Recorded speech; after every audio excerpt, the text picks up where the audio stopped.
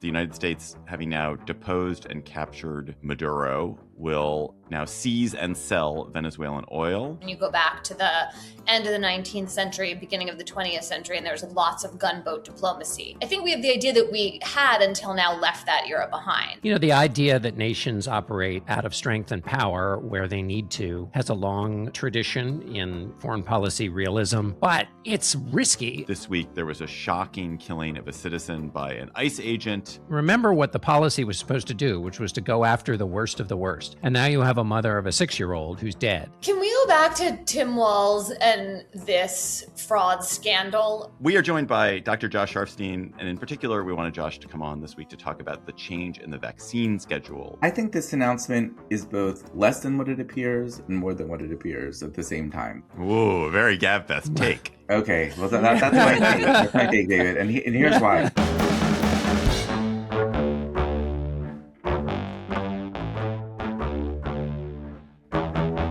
Hello and welcome to the Slate Political GabFest, January 8th, 2026, the Seize and Sell edition. I'm David Plotz of CityCast. Happy New Year. We are back. We've been kind of off for a while, but we're back for our 21st year. By the end of this year, we will be allowed to drink. We've been off really for all of 2026. We have. I haven't GabFested at all in 2026. Haven't thought about the GabFest in 2026. We haven't seen each other the whole year. And now we're remedying that, and we can move on. That is from the New York Times Magazine and Yale University Law School, Emily Bazelon. Hello, Emily. Hey.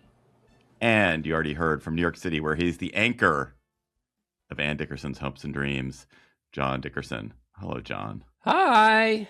How's unemployment? It's robust. It's full of possibility. It's sprightly, and you can see from the sunshine coming into my room here, for those of you listening, there's sunshine, that it's all happiness and glory. But wait, you're using some sort of branded microphone. Oh, there's a little GabFest sticker, which I stuck on the mic. I love it. I did it before we even started doing video, and now. Why do you have a sticker? I want a sticker. I don't have any stickers. I picked it up at one of our live shows. They were giving them out, and I was like, oh, I grabbed a couple. I'm sure you could get one. This week on the GabFest, Venezuela, Cuba, and Greenland. How dangerous is the Donroe Doctrine to the world order? Then Minnesota is in chaos. ICE killed a citizen on the street. Tim Walz scuttled off the stage as governor, and conservatives are reveling in a fraud scandal. What's going on there, and what are the implications of it? Then RFK Jr.'s new vaccine schedule. That's hard to say. Vaccine schedule. It's bizarre. It's dangerous. We're going to talk to my favorite podcasting pediatrician, Dr. Josh Sharfstein, about what it means. Plus, we'll have cocktail chatter. And we have a live show coming up. We had this kind of series of wonderful live shows in Chicago and New York, and now we're capping it off in D.C. on February 11th, a Wednesday at 7:30 p.m. We're going to be at 6th and I. And we're going to be celebrating again our 20th anniversary. We're like people who just keep celebrating their birthday over and over again. That's us. We're going to be celebrating our 20th anniversary in DC. We're going to have a great guest to be announced soon, and we'd love to see you. So go to slate.com/GabFestLiveDC to get tickets. Slate.com/GabFestLiveDC for tickets to our February 11th show. According to Secretary of State Marco Rubio and President Donald Trump, the United States, having now deposed and captured Maduro, will now seize and sell Venezuelan oil, secure the country for American interests, and run the country in some fashion indefinitely. Trump said, we're going to run it. He then sent Stephen Miller out on to CNN to declare that the United States has a right to take other countries, including Greenland, by force if we want to, because... And here we invoke Thucydides. I always love a chance to invoke Thucydides in the Melian dialogue. The strong do what they can and the weak suffer what they must. But it's a new doctrine of the United States that strength is our door opener. Strength is what we use. Strength is our knife. It's our hammer. It's our fork. It's our spoon too. So, Emily, how is this new expression of American power different than the American overseas adventurism of the 20th century, where we also invaded Panama and captured a leader. We, toppled leaders in Iran. How is what Donald Trump is doing a departure or a continuation of what United States policy has been for a century? Yeah, I mean, I think that's a good place to start because there are these examples from the past. I mean, you go back to the end of the 19th century, beginning of the 20th century, and there's lots of gunboat diplomacy. I think we have the idea that we had until now left that era behind, that was dangerous.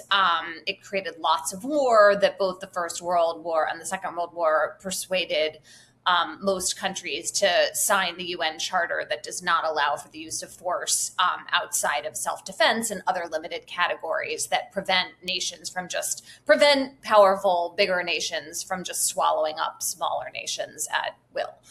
But then you're right, of course, like there's General Noriega in Panama, who we toppled, and similarly with Gaddafi in Libya. And there are similarities, I think, especially with Panama. But then there are just these questions about what this is really going to mean on the ground, and also the way in which past examples have not played out well, right? So Panama, much smaller country, went the best of these examples, I think we can say, in 1989. Not perfect, but if you were going to pick an example that, you might want to have out there, that would be the one. Because both Gaddafi and obviously the toppling of Saddam Hussein in Iraq had enormous consequences, many of which were bad for the world, for those places, and also for the United States. I mean, Libya and Iraq Libya's still very destabilized, right? And also in the case of Iraq, there was a very much an international coalition, and there was congressional backing. It was widely brooded around. Libya a little bit less so, but it wasn't simply a kind of matter of presidential executive fiat with no input from any other country, any other ally, or any other institution of the United States government. Right. And Congress also was involved. This time we have, merely the president on his own deploying the U.S. military for this action with, again, huge unknown consequences that could continue to ripple out for years, are going to affect, obviously, Venezuela, but also potentially lots of other places in Latin America. And it feels to me sudden and jarring and unjustified. And I opposed the Iraq War also, so it's not like I thought that was a good idea. But this just seems like in the moment, it was this, supposedly exciting use of, quote, kinetic force, a word that is really driving me crazy because it just seems it means like killing people very suddenly and using violence. And then we just have no idea how this is going to play out. That seems clear. I mean, the president is now talking about staying in Venezuela, or maybe staying is the wrong word, but trying to control Venezuela for years. John, what do you think about, what's going to happen next, or what we should make of the immediate political situation? Well, we don't know what's going to happen next, which is why this is a problem. The idea that nations operate out of strength and power where they need to has a long tradition in, foreign policy realism. But it's risky, and it's particularly risky when what's guiding your behavior may not be interests as much as the whim of a single president. When interests are at stake, the country, can decide, and one of the ways you decide whether interests are really at stake is you go and you take your cause to Congress, which hasn't really happened here, certainly didn't happen in advance of the operation. And even post hoc, the explanation has been muddy and multifaceted. So when your interests are involved, those can last across different administrations. Barack Obama obviously was violently against the war in Iraq, but he carried on the war against terrorism.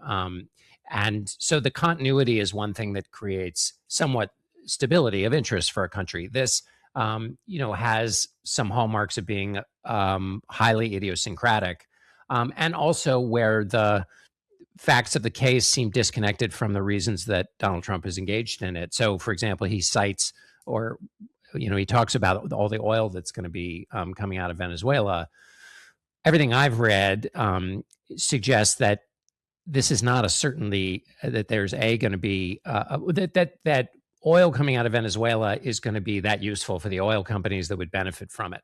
And that's Jerry Baker saying that in the Wall Street Journal, who's a conservative, The Economist as well, basically saying that it costs too much money to get. First of all, there's a glut of oil at the moment anyway, and it costs like $80 a barrel to get the oil out of Venezuela, and $50 a barrel is about what it's selling for now, I think. So when things don't add up, and when it seems like it could be the whim of the president and not based on U.S. interests, then it can go anywhere. And that doesn't just mean with respect to the specific operation. It means that other countries have to decide or are reaffirmed in their view that the United States is just going to do any old thing. And so we have to start taking actions in a world where the United States is highly unpredictable.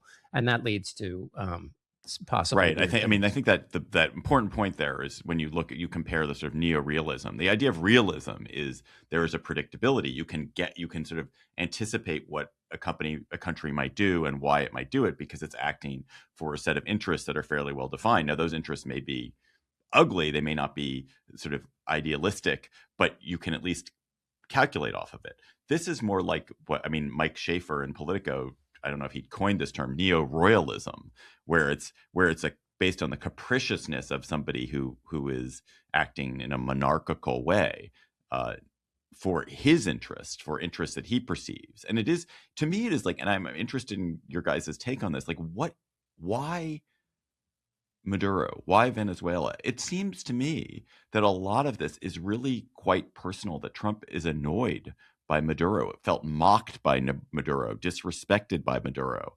And, there's no, very deeply plausible claim that Venezuela is poses an imminent threat to the United States or has the capacity to truly threaten the United States. The whole drug discussion about Venezuela is clearly pretextual, that it's not a major drug shipment point, and the drugs that are shipped out of Venezuela don't go to the United States, and Maduro did not particularly have much to do with it.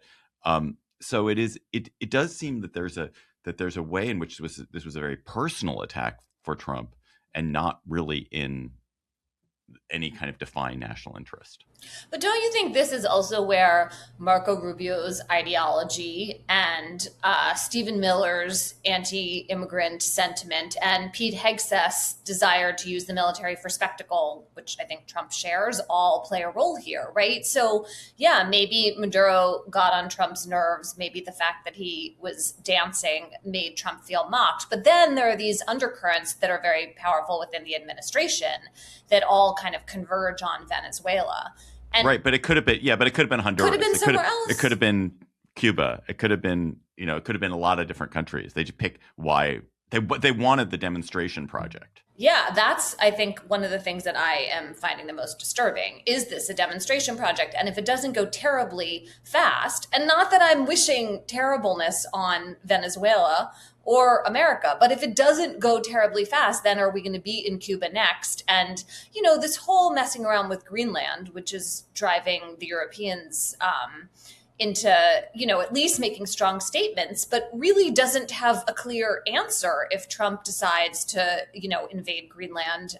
If the strong talk were to turn into actual military action, then that's going to be a violation of NATO and a kind of real crumbling of world order and transatlantic peace. And then Cuba is also like potentially its whole own misadventure. And it sort of feels right now like everything's on the table, and maybe they'll stop with all this nonsense in the coming weeks, but maybe they won't. And it does feel very unpredictable. John, I was going to ask you about Stephen Miller, which is what Stephen Miller is saying fundamentally congruent with American history and with American values? Or does it represent a departure? I mean, this is a version of the question I asked Emily to begin with, but this idea that strength is the only yardstick for measuring American power in the world, or American effectiveness, or what America wants to accomplish in the world. So the Monroe Doctrine basically declared that the Western Hemisphere was closed to European control. So obviously this has nothing to do with Europe, but the person who turned the Monroe Doctrine into something flexible and flimsy was Roosevelt, who basically said, if there's a chance that there could be interference somewhere, then the U.S. had to go remove that chance. So in other words, it wasn't, the U.S. wasn't taking action because of a European threat, but just the possibility of one. So now still, there's not a European threat, but there has been some argument that this is a counter move against Russia and China. I think that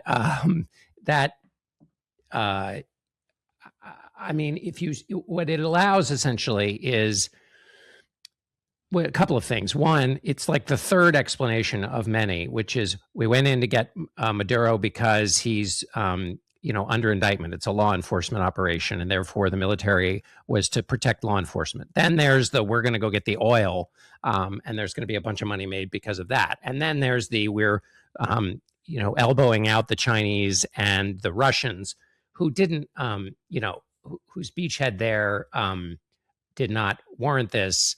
And again, I want to talk about the law, which of course we will, but the idea that, when it's not a surprise moment where dispatch is required, where quick movement is required, the president's ability to act without consulting Congress at all should weaken. But this is familiar in American history in the sense of a president basically coming up with any rationale he wants to go and do this. But again, relative to the sort of Hans Morgenthau idea of real politics, yes, countries can do whatever's in their interest, but there's a certain obligation that comes from doing things in your interest that allows consistency, and that the obligations haven't really been met here in this adventure. I feel like we're not being nearly hard enough on the kind of realist, neo-realist power is all view of the world. It's clearly, if you look at the broad sweep of human history, power and strength and military strength is an overwhelmingly powerful force. It is, maybe the defining fact of history, that those who have military advantage, those who have power, exercise that power, pursue it, take other countries, dominate other peoples. That is absolutely true. But one of the other great lessons of history and of especially modernity is that actually if you set up certain sets of rules and certain sets of principles and certain sets of ideas, that it can constrain the worst aspects of human nature. Also that culture is really powerful, that economic interests are really powerful, like that a lot of countries don't go to war anymore because they are so economically interlinked that it's not worth it for them to go to war anymore. And that ideas and sort of idealism are also very powerful. And when we allow this kind of worse angels of our nature quality that Trump so provokes to come to the fore and to allow it to flourish, we let them win. In fact, it is really valuable to have international order. It is really valuable to have international institutions, even when they're feeble, even when they don't work that well. It's really valuable because it makes the friction of kind of doing that brutal thing a little bit harder. It's a little bit harder for the country to do it. It's not as easy to get away with it. And it allows the sort of like the kind of popular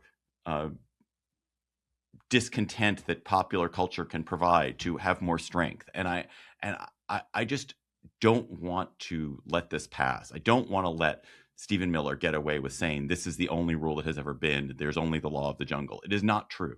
There are all these other ways in which that has been constrained effectively, and not just in the last 50 years. Like that is what the Pax Romana is, a military peace, but it's also a peace built on economic shared interests and shared values. Like it historically, over and over again, we see that military force is one aspect of this, but it is and never has been the only one, or even always the dominant one. Yeah, I think that's right. I was just trying to say, even by Stephen Miller's own analysis, it fails, which is all I'm saying. Yes, there's obviously an alternative. And also, I would just it feels like an addendum to that is also the political consequences of this. I mean, you have to explain things in terms of U.S. interests, because making an articulate case for why something is being done kind of constrains a president who has lots and lots of power. But it also, there's a political reason. And one of the strongest political critiques of the president is that he took his eye off the ball when it came to the economy, because he's just flitting around and paying attention to other things.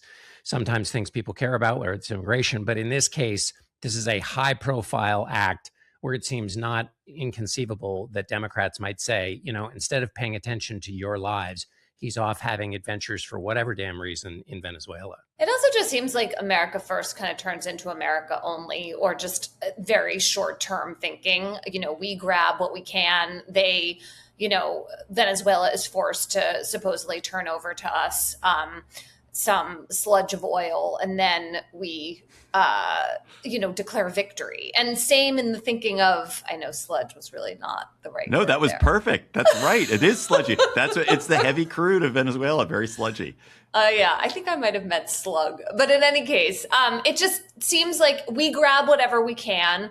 Everybody else sort of has to put up with us. And that is good enough. And whether that means that actually in the medium to long term, some of these countries move toward China as an alternate sphere of influence, which wouldn't have seemed more attractive and stable and helpful than the United States, but now very well might, that is not going to be Trump's problem because he's going to be off stage.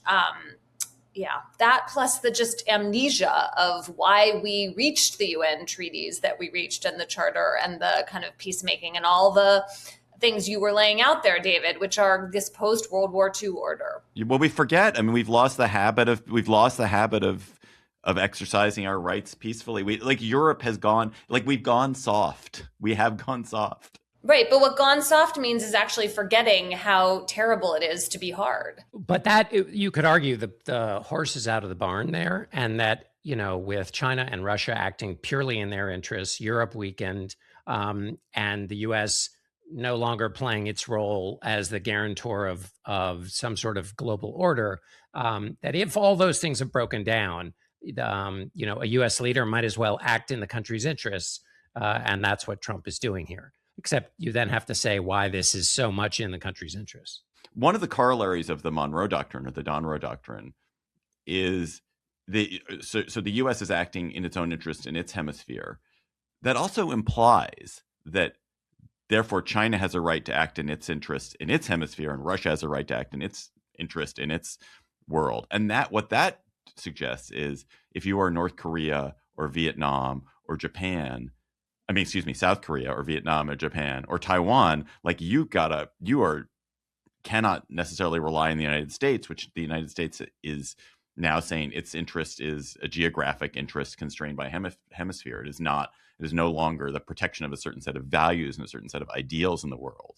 And even though Donald Trump has shown perfect willingness to reverse, his foreign policy is Calvin ball, which is I'm not going to intervene unless I decide I want to intervene. So he could it's perfectly possible that he would jump to Taiwan's aid if necessary.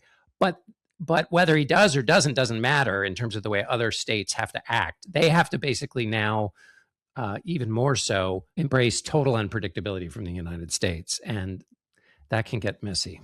And to the extent that deterrence is the most important thing for countries like China and Russia, I do think we lose some sense of seriousness about deterrence as a result of this. Emily, final quick question on this. Will the Maduro prosecution stand? Is he prosecutable? Probably. Trump just pardoned the president of Honduras, but we did prosecute him. The Noriega example also pertinent because Noriega tried to argue for head of state immunity and lost. And really what I think we're talking about here is how much courts defer to the president about definitional questions like that one. Maduro has a better claim to head of state immunity than Noriega did because he's been in power longer. But, he did quite clearly steal the 2024 election. And so I think that it is going to be hard for him to make that argument. And, I think there's in some ways, clearly this bombing and extraction of Maduro violated international law. American law, there isn't solid Supreme Court precedent. And so in the vacuum that is left by that, there are these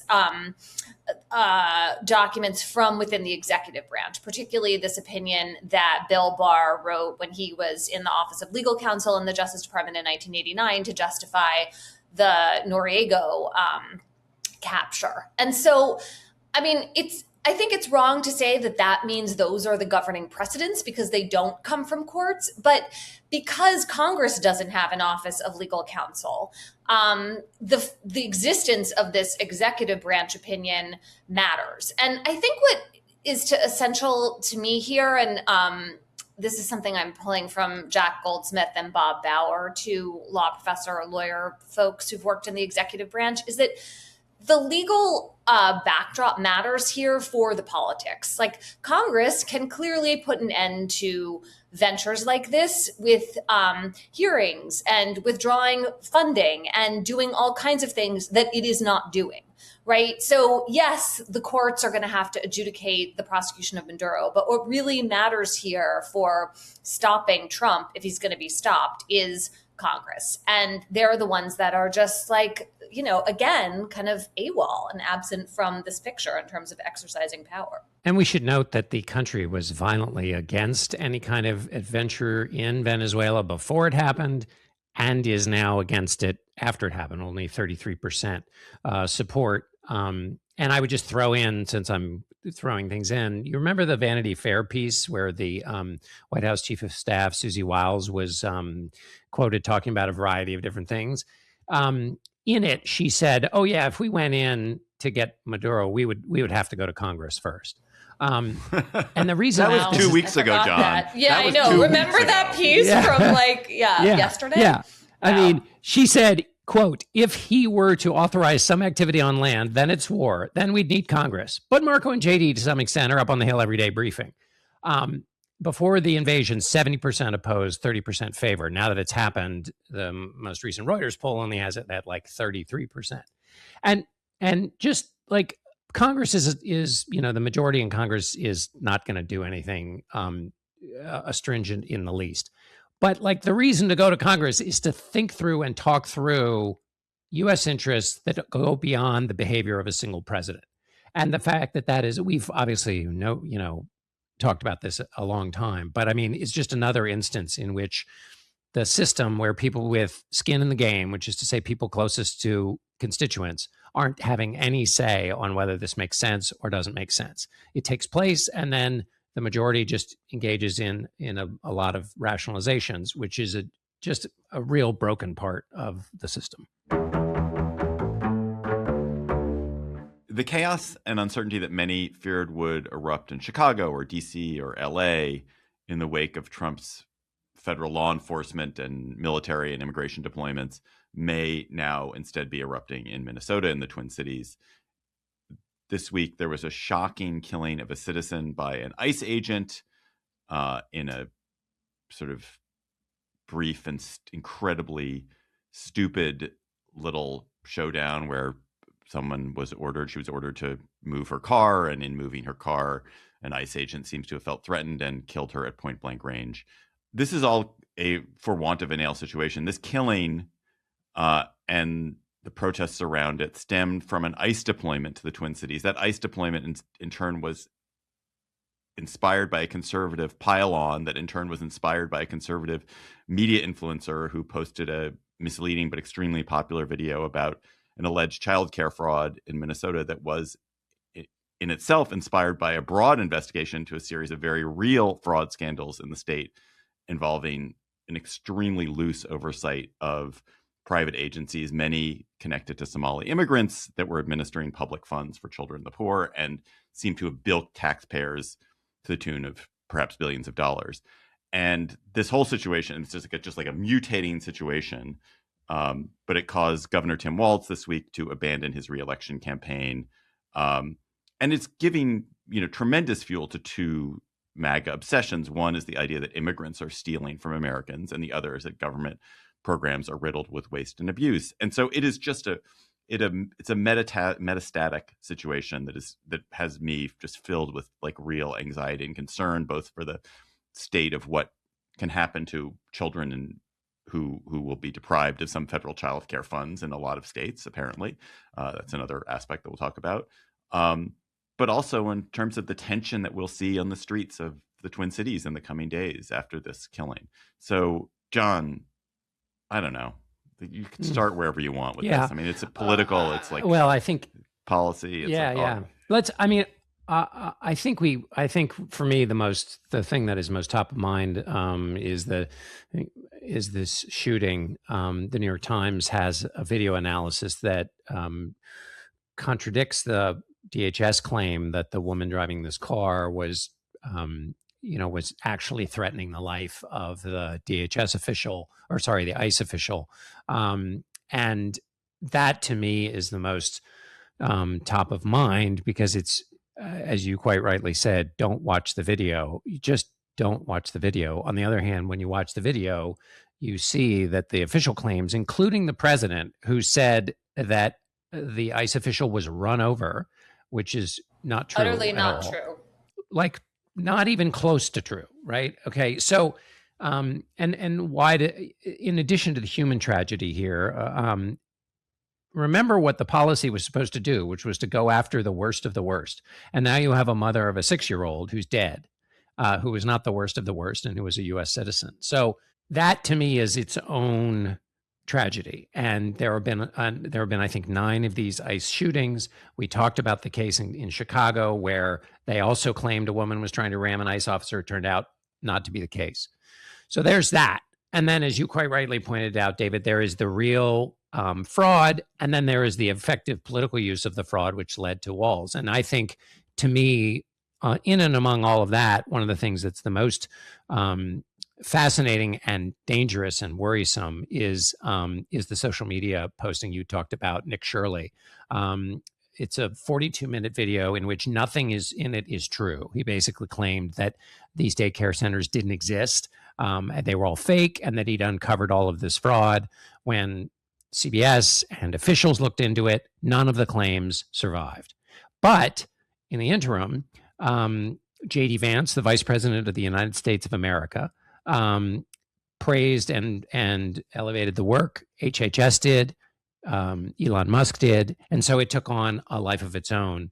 And that is dangerous, because that we're just going to see that again and again and again. Things creating a reality a false reality. And that to me is dangerous outside of this.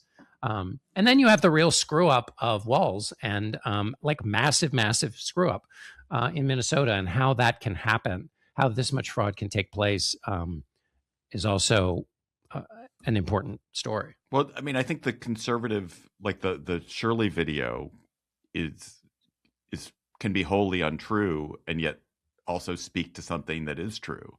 The truth being that there was a tremendous amount of fraud. Now, it's not that conservatives identified it. This is fraud that's been identified by other people, other mainstream media outlets, and prosecutors have identified it. And so that's what's so pernicious about it, is that it's attached itself, it's lampreyed itself to something that is deeply true, which is that there was a system that was absolutely riddled with fraud. Right, but the truth should be sufficient. I mean, the truth should be sufficient in this case, particularly for people who know better. The vice president is one of them. Now, you say he should know better. He was the one who amplified knowingly false claims about people eating their pets in Ohio. So obviously the vice president has shown an admitted disinterest in the actual facts of the case. But the facts of the case, as you point out here, are well known. The fraud existed. It was big. There were massive screw ups in the state of Minnesota for not covering. Like, there's plenty on the actual record. You don't need to go to the fake record, which, in so going to it, creates much more of a firestorm. And when there are firestorms, there are unintended consequences. But the thing about the fake record and the firestorm is that it serves the Trump administration's interests, because then you can also claim that the mainstream media wasn't covering this, that the Biden administration Justice Department didn't prosecute or investigate or take it seriously. And, also that the Walz administration is entirely to blame and no one has addressed any of this, right? And then Nick Shirley becomes this kind of crusading hero. And all of that is really important in these these moments of building a false narrative that Vance in particular seems to be really attached to. And obviously it's not a coincidence that there were Haitian immigrants who he falsely accused in Ohio, and now the people at the center of this fraud story are Somali immigrants. And And then it's hard to figure out how to talk about the real fraud, which was, endemic. I mean, we're talking about probably billions of dollars, and why that happened without feeling like one is feeding this a totally amped up MAGA narrative. I know, but yeah, right. You have to. I mean, we have to figure that out. This really like combines two absolute bête noirs of the right wing, which is like, oh, immigrants. I mean, as I said, earlier, immigrants are robbing from the system, and government programs are problematic and fraudulent, and therefore we need to rein in what government does and shrink government. And if the Democrats do not, as a matter of sort of politics, come up with a better way of talking about it than this conservative influencer is lying about it, they're going to be in trouble. They have to come up with some way of talking about it that isn't the narrative is being twisted and propagandized by MAGA, which it totally is. But that can't be the only thing you say. No, it's right. I mean, that's absolutely right. But also let's forget if you're a Democrat, which obviously Democrats have a big problem here. And I can't remember if you mentioned this, David, but the fraud is related to COVID, which adds another existing touch point that this is a part of, which is the view that all response to COVID, both the medical and the social safety net responses, were full of waste, fraud, and abuse. But even if you're not a political, like if you're just trying to figure out what the hell is going on, it's very hard to disentangle all the crap that's totally not true from what might actually happen. And like, given people's limited attention and distractibility, we have to come up with like a very fast template to say, real issue, totally core real issue here that we're going to get to, but we have to strip all of these barnacles first. And don't let the the problem with the barnacles is that people are like, oh, well, this video, like there must have been something true about it because like there's an investigation. There is an investigation, and yet, amazingly, in a feat of like scientific perfection, the video turns out was totally wrong. Like, so that you have to be able to hold those two things in your brain, not just about this, but for all of the issues of like this going forward. Can we go back to Tim Walz and this fraud scandal? Like, just separate that part out for a minute, because when I went back to the New York Times story from just like a month or so ago that was trying to take a look back at that, a couple things jumped out at me. Yes, there's the timing with COVID, but there's also the timing following the murder of George Floyd and the way in which Feeding the Futures, which was this supposedly relief organization that was supposed to be feeding people, was riddled with fraud, and then was threatening to sue for race discrimination if the state officials continued to investigate and get to the bottom of what was going on. And that seemed to have cowed some state action, according to the people who were quoted in the New York Times, not in this fake Shirley video. And so, all of that is like an important reckoning. And prosecutors have been after this for a few years. So that's an important part of this, right? Like it eventually there were law enforcement actions and it was being addressed. But it does seem like there was a real problem with the state agencies and state officials' lack of oversight of this program. And in that sense, like, maybe Tim Walz not running for a third term is a legitimate fine consequence of that, and someone else can come in and run as the Democratic nominee and not be, covered in this scandal, which was a real scandal. Right. It looks like Amy Klobuchar, the quite popular senator from Minnesota, Democratic senator, is going to run, and she, in fact, it looks like Walz, in fact, withdrew his nomination. Or withdrew his candidacy once he had sort of realized he could convince Klobuchar to run instead. And Klobuchar makes it at least significantly more likely that the Democrats will hold that governorship, because she is quite popular, and she's been, I think, widely seen as a pretty effective senator. So in that sense, it probably is not a cost for Democrats for Walz to wander off. Well, you could, just think of the delta, which is to say the distance between if Walz had run with all of this, it would have been every Republican running in any district anywhere in the country would have been talking about this. that political upside for Republicans now to this, where you have, as you say, Klobuchar says that she's seriously considering running for the governor. She's popular. She's also politically pretty facile, quite facile, actually. And so and also it's harder to say, I mean, it's harder political point to make, like to bank shot it off of, with Walz not actually running for re-election. So just in terms of the political damage this could have done has been considerably diminished.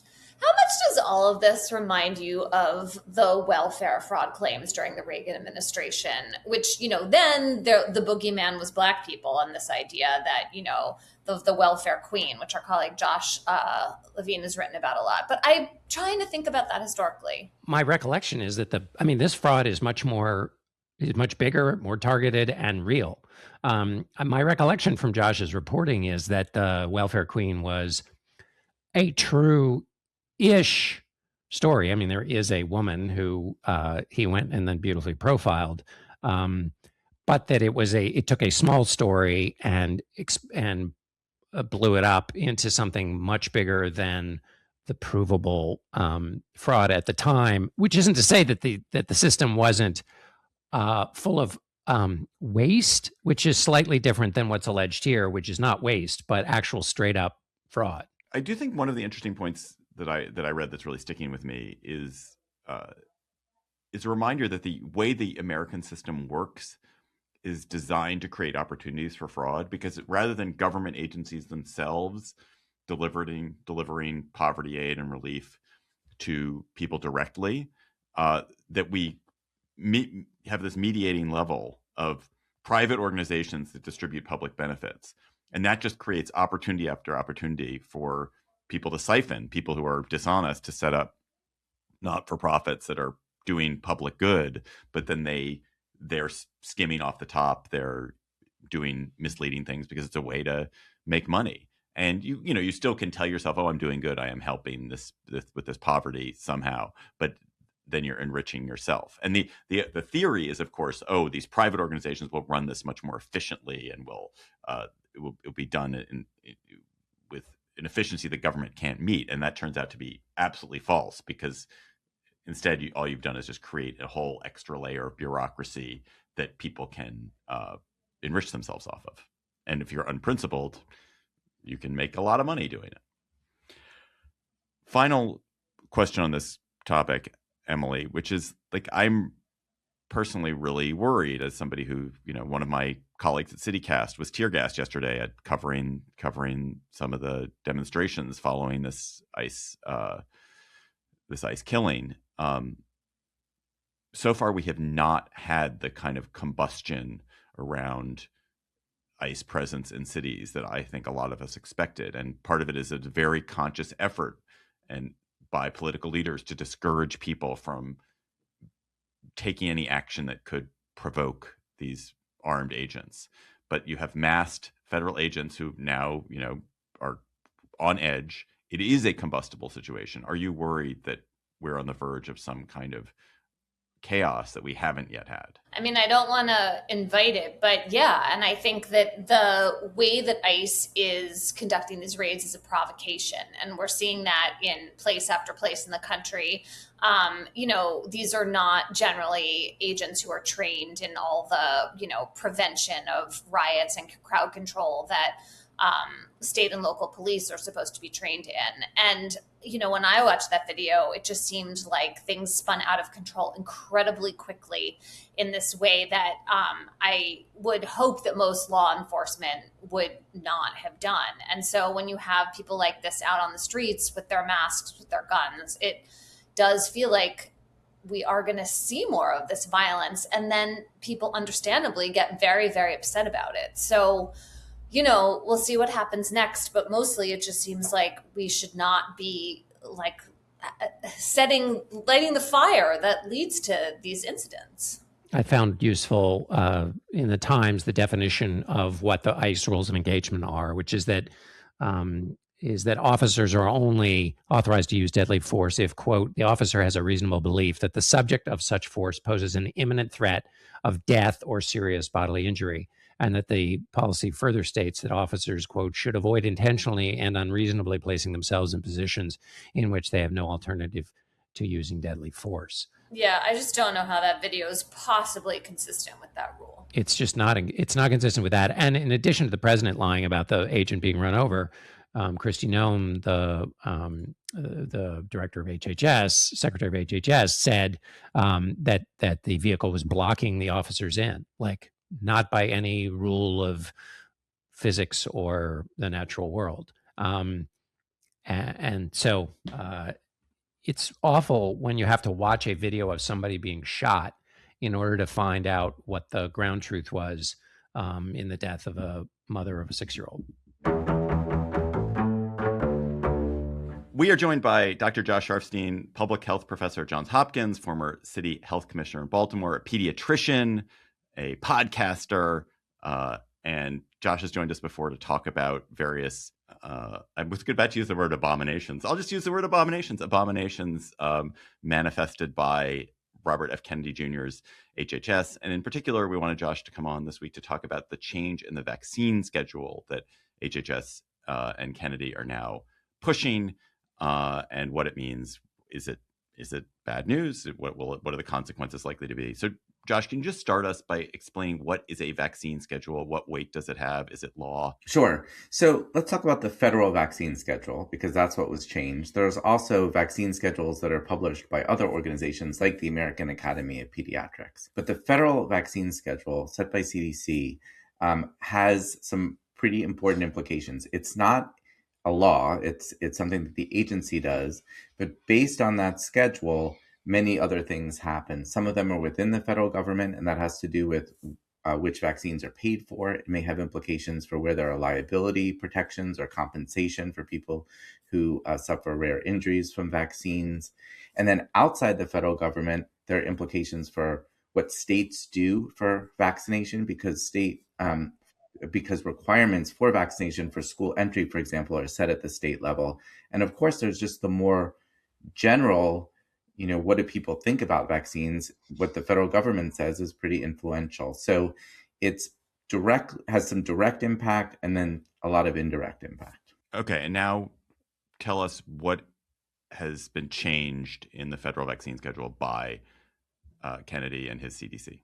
Sure. It's important to appreciate that this vaccine schedule isn't typically something that is changed like moment to moment, like happened this week. It's something that is built up through multiple reviews of data and input from experts and committee meetings and votes and all these different things. But instead, on Monday this week, the HHS announced, boom, they're changing the schedule. And they released information right then that was about why they were doing it. And what they did was they essentially dropped the recommendations for a bunch of vaccines from the fully recommended category to what's called shared clinical decision-making, which will still allow people to get the vaccine, but they're sort of saying it's more of a jump ball whether or not your child should get it, and you should talk to your child's provider.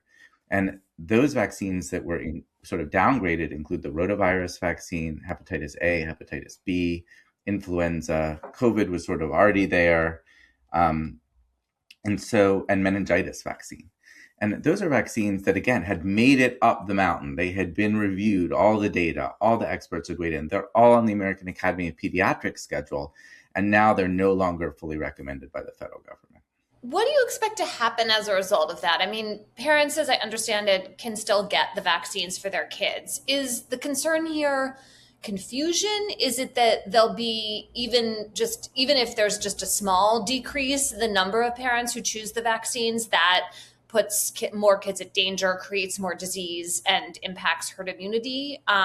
What are you most concerned about here going forward? I think this announcement is both less than what it appears and more than what it appears at the same time. The less is it doesn't. Ooh, very GabFest take. Okay, well that's my take. That's my take, David. And here's why. I think people are wondering whether, are people going to lose access tomorrow? And they're not going to lose access tomorrow. The expectation is that the vaccines will still be part of the Vaccines for Children program, which pays for vaccines for 60% or so of the U.S. children. Private insurers shall still cover it. So if people want to vaccinate their kids for the moment, there is a pathway to do that. So in that sense, it's not, an earthquake hitting the actual practice of medicine and pediatrics. But on the other hand, it is part of a process of denormalizing vaccination, particularly for vaccines that are extremely important. I mean, the meningitis vaccine, I'm a pediatrician, as David said, and you see one case of meningococcal meningitis and it changes your entire outlook towards the purpose of vaccines. This is a disease where you have a healthy child and 12 hours later, the child is dead. And young people get it. Adolescents get it. In my residency program, one of the pediatric residents a few years earlier who was pregnant went home saying she wasn't feeling that great and was dead by the morning. That was meningococcal meningitis. And to be able to prevent that, it's about 50 deaths a year and then another 500 cases, which often have very serious long-term consequences. So you suddenly say, okay, well, that vaccine is no longer recommended. Well, will that change what states do in terms of their school requirements for that vaccine? It may well in some states. I was actually playing around on some AI engines this morning and I said, hey, is this recommended? They said, no, it's not recommended anymore. So people who are looking for information may get a big mixed message. And then, of course, this is not happening in isolation. There's all this anti-vaccine content online. People are getting served up videos and TikToks and Instagram posts all about why you shouldn't vaccinate. And so if you see this as part of a progression in denormalizing vaccines, then you could really see a decline particularly in different parts of the country in vaccination rates, and that will cause conditions like meningococcal meningitis to roar back. And I mean, each one of those cases is just a phenomenal tragedy. Josh, I want to ask you about the comparison with Denmark and what they call peer nations. But since you're talking about the practice, can you just give us a little bit more on, like how much more time will now have to be spent with parents coming in and saying, well, what do I do? I'm getting all this different information. And how much time do pediatricians have just in a general day that they can now spend on these new longer conversations? And then also, in addition to time, would this mean you would stock more or fewer vaccines? Is that affected here? And then finally, what happens if there is an outbreak? Are pediatricians up to speed on what to do if there's an outbreak of these things that they thought there wouldn't be outbreaks of? The four-part question. Yes. Sorry. I'll try to work my way through Forget that. Denmark. I think don't forget Denmark. Denmark is important. I know, but we'll do Denmark later. We'll do Denmark later. Just do the practicing physician part. I do think that the good news is that people trust their pediatrician more than they trust the federal recommendations. I think the Academy of Pediatrics has been tremendous. I should disclose I'm a member, but they have been very forcefully suing the administration for the abrupt process that's being used in some of these changes to the Vaccine Advisory Committee, for example, and also has been very aggressive in telling people that the evidence hasn't changed, the value of vaccines hasn't changed, and it's still really important to vaccinate your children, and really empowering pediatricians to be able to have that conversation. I do think it's going to be harder, particularly in some communities, for pediatricians, because not just the federal recommendations, but all the stuff that will come with it, all of the social media promotion of it, the confusion, it will take longer, it will be harder, and you may see that groups of parents are going to start looking for pediatricians that don't vaccinate. Or don't vaccinate for these vaccines that have dropped off the schedule. So, it's hard to predict. I do think it'll probably be regional to some extent. Outbreaks tend to focus people's attention, and you're seeing that in South Carolina, Arizona, where there's still a lot of measles outbreaks, people come running in and say, I want to make sure that my children are immunized because you don't want to have a devastating complication of measles either now or, 2 years from now. And, but it's sad that you have to have that happen, and I never saw a case of measles. I never saw a case of Haemophilus influenza. I did see meningococcal meningitis and pneumococcal meningitis, but those have gotten much more rare as because of vaccination since my training. But pediatricians are going to have to bone up on all that in order to be able to serve a large number of communities, and it's really unfortunate. And now explain why Denmark's schedule of, I think, 10 or so vaccines is different situation than the United States. Sure. Well, let's just maybe take a half a step back and say, why did they do this? Why did we all wake up one morning and there's going to be an announcement and boom, the vaccine schedules change? I can't overstate how unusual a process that is, given how thoughtful the vaccine schedule has been built up over the years. They did it because President Trump asked for the U.S. to be somewhere in line with peer nations, some quote like that like he wants to make sure we're not vaccinating more than other countries, which to me is very bizarre. It'd be like saying, for the World Cup, we want to make sure we're in the middle. We're not doing the best. The last thing we want is for the United States to be doing the best. We have led in vaccine science. We have phenomenal research institutions. We have done very careful studies in this country, and the world has followed the United States for years on vaccination. But basically, they said, we want to be middle of the pack. We don't want to stand out. So they took two people within HHS, both newcomers with this administration. They wrote a memo that got released on the same day of the announcement. No involvement, apparently, by career experts at HHS. And they looked at all the different countries, and they kind of magically came up with this particular set of recommendations to issue and particular vaccines to drop. It actually doesn't correspond perfectly with Denmark, which had been rumored to happen. It winds up where the U.S. is recommending fewer vaccines than a number of other countries. And one of the important, strange things about this is the administration keeps talking about mandates. These are not mandates. These are recommendations.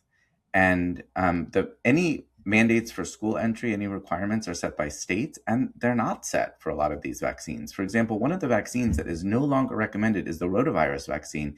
This causes an awful dehydrating diarrheal illness in very small babies. And I remember, it hits babies from any background. And I remember taking care of kids who look like little prunes who were just, having diarrhea after diarrhea. The children are miserable. They're 2 months, 3 months of age. The parents are absolutely beside themselves, and you're sticking the child. It was my job to try to put in an IV. So traumatic. There's obviously lost work, but so traumatic for the parents and the child. Almost, been wiped out. I mean, huge declines in rotavirus disease. It killed a few kids in the United States and many, many more overseas. But the amount of suffering that rotavirus causes is incredible. And there are no, as far as I'm aware, states that require that vaccine. It's not mandated. It's just a recommendation. It's just the evidence that it's safe and effective. They've taken that out of the recommended category and not really explained why, other than to say we just don't want to be an outlier in how many vaccines we offer kids. And isn't Denmark different because they have universal health care and their ideas of how you treat diseases? Like, they are able to treat things immediately and effectively in a way that we just don't have that kind of safety net in our healthcare system? That's been written about, but I'm going to give you a different take on that. I mean, I do know that there's some people in the public health field who go, well, one of the reasons for Denmark's being different is they have a better, health system and they can catch kids earlier. With rotavirus, it is, there are kids who their parents are lawyers. They come right into the hospital, and that kid is in deep trouble and hospitalized for a number of days on intravenous fluid. You don't want that to happen. I think we're right and they're wrong on some of these vaccines. There's tons of evidence for why that's the case. They're actually moving towards more vaccination. They're looking seriously, I understand, at the chickenpox vaccine, which was not dropped, but they don't do in Denmark. I think it's more a cultural and governmental approach to how they think about vaccination than it is justified by having a good healthcare system. I would still vote to prevent horrible diseases, even if we had the world's greatest healthcare system. You've thought a lot about vaccine skepticism broadly and how some of these issues have emerged in post-pandemic or with the pandemic.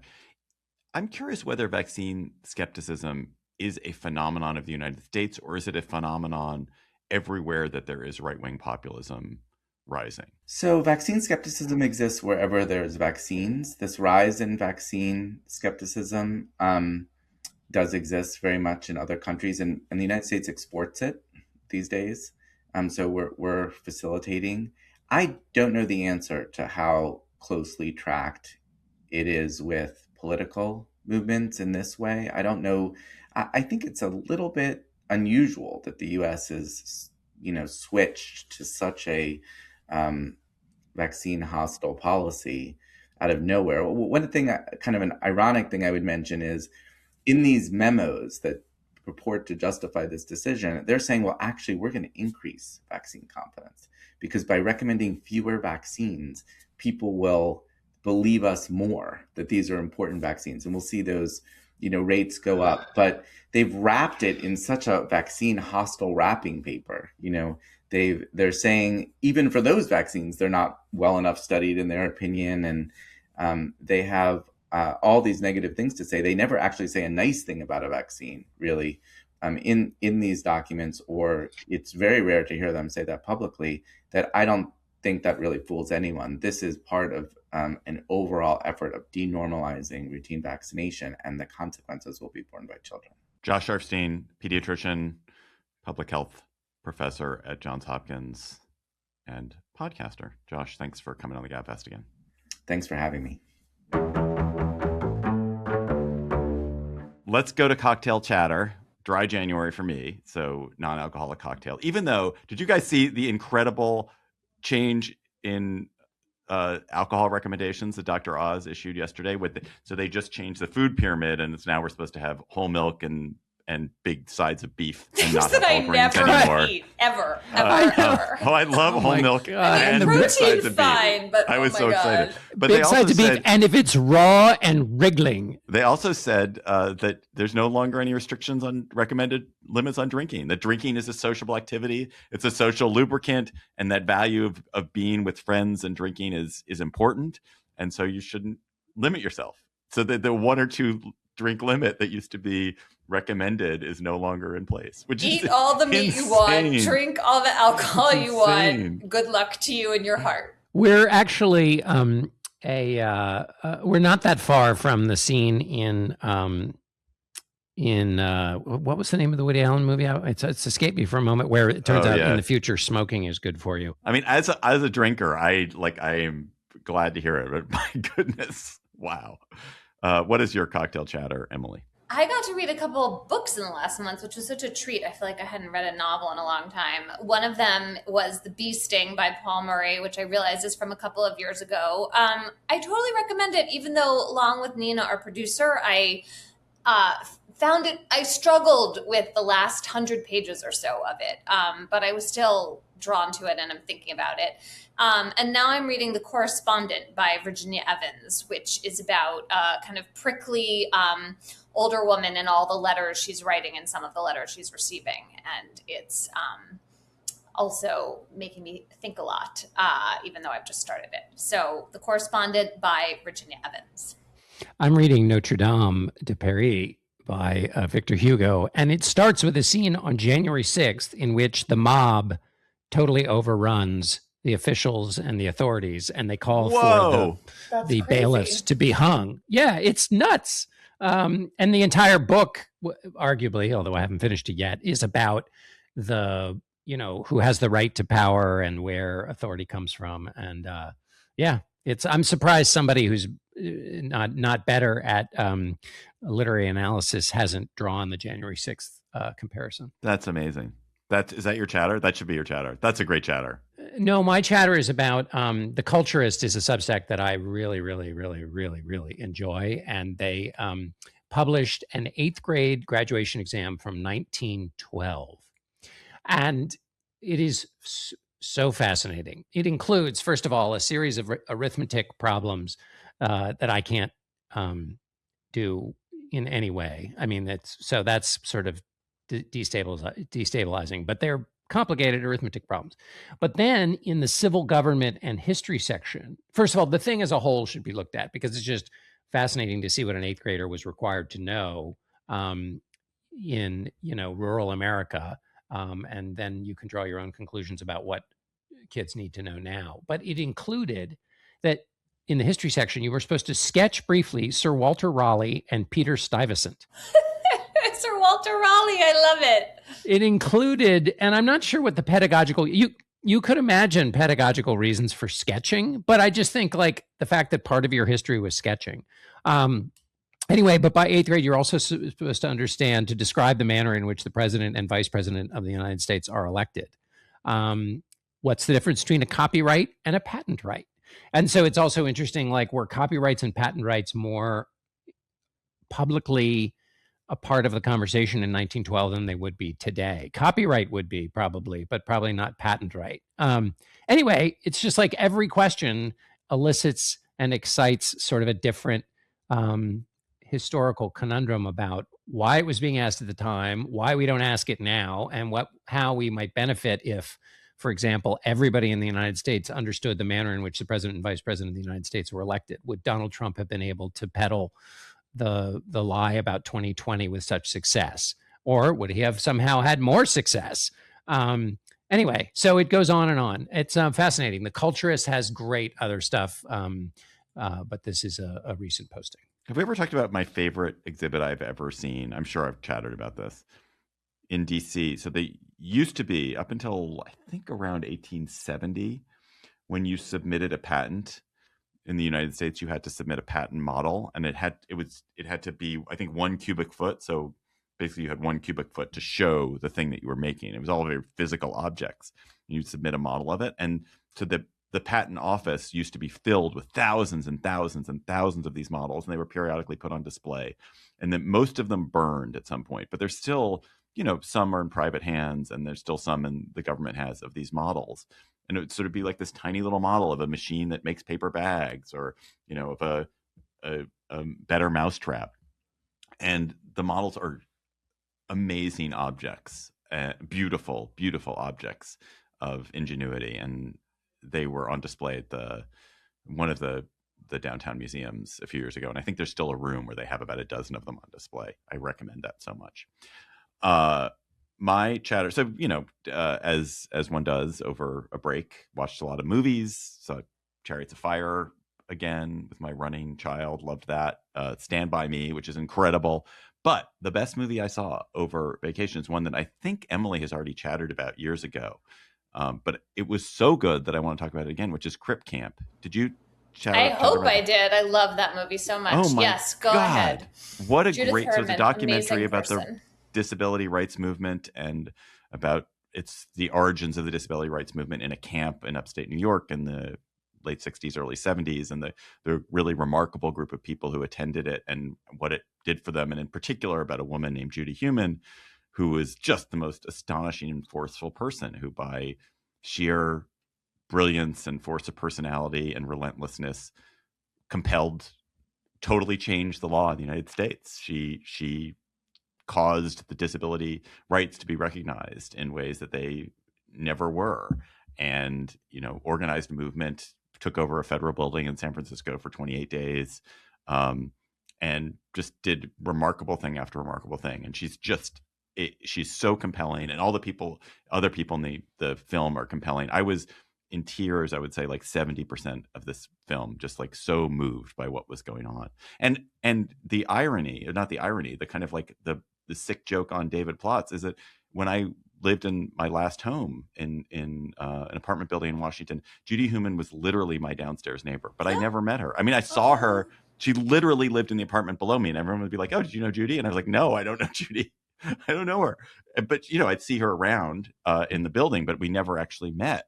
Or we met. I mean, I think we met once and just to say hi. But I'm so disappointed that I never got to know her, and she died around that time. And it was just like, what a loss. What a true titan of America, and what a true brilliant person. And this movie Crip Camp couldn't be better. After I recommended the documentary, she got in touch with me and we had a really nice, exchange. So she just remained an incredibly lovely person. Yeah, everyone loved her in the loss. building. She was like legend. Yeah, I was bummed.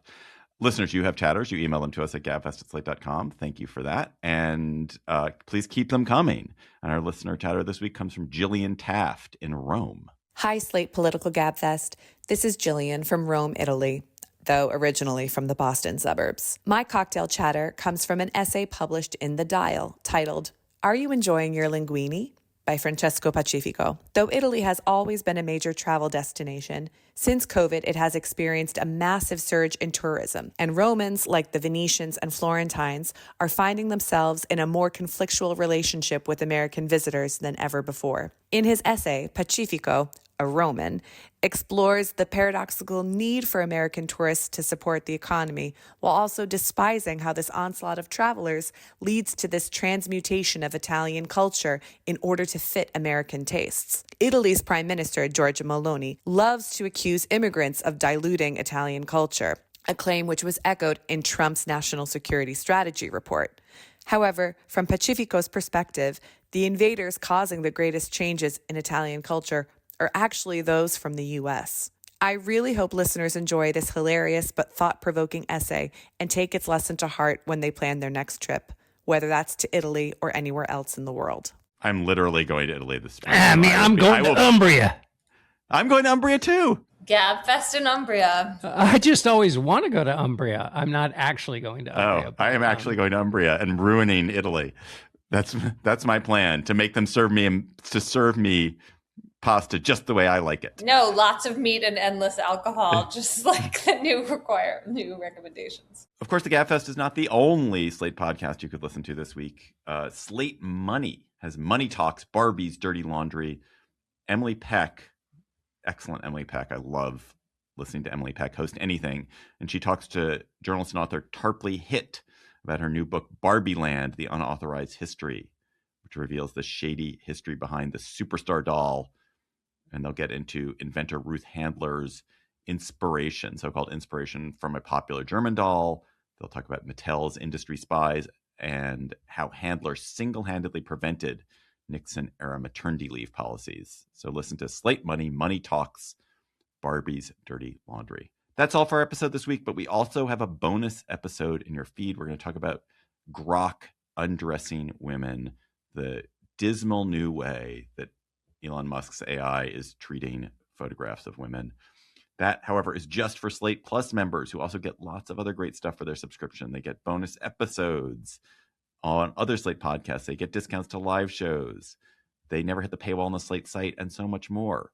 So if you are a member, thank you. If you're not a member, subscribe to Slate Plus directly from the Political Gabfest show page on Apple Podcasts and Spotify, or visit slate.com/Gabfest Plus to get access wherever you listen. That's our show for today. The Political Gabfest is produced by Nina Porzucki. Our researcher is Emily Ditto. Our theme music is by They Might Be Giants. Ben Richmond, Senior Director for Podcast Ops. Mia Lobel, EP, Executive Producer of Slate Podcasts. Hillary Fry, Editor-in-Chief of Slate. For Emily Bazelon and John Dickerson, I'm David Plotz. Thanks for listening. We will talk to you next week.